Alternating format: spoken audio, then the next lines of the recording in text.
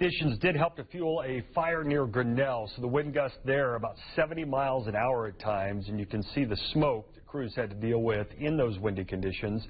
Crews were able to get that contained with no damage to buildings or any other structures. The high winds today making Kansas at a high risk for fires.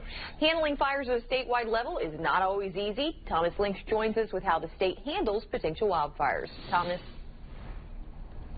Mike, Rachel, the weather today is perfect for a fire to ignite and be difficult to control. That's why there's task forces all around the state helping out those rural communities, making sure they're ready if a fire breaks out at a moment's notice. Strong winds in Kansas means more potential for fires. We're just approaching the fire season now. We're going to kind of monitor the rain conditions, but until things green up, we're going to receive fire danger forecasts throughout the next 2 months. Derby Fire Chief John Turner tells me that the Derby Fire Department mainly handles structure fires. As for wildfires, there's a little bit different tactics that come into play that, some of our members that grew up, on ranches and farms are pretty cued into those tactics, but it is a different approach, a different mindset than structural firefighting. Turner is also a fire task force coordinator, helping send resources to Goodland today, a high-risk area for fire. When we think of a task force deployment, we're thinking the state assets or state assistance.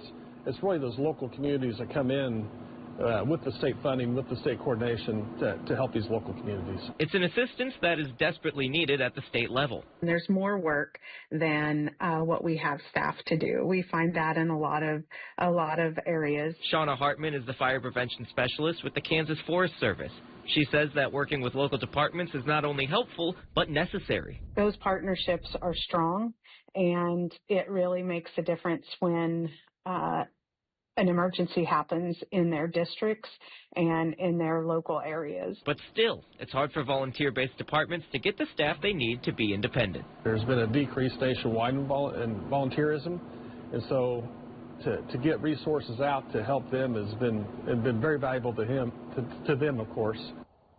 The Kansas Forest Service is federally funded, but they only have about 36 employees on as full-time, another 50 or so part-time employees, and they are based out of Kansas State University.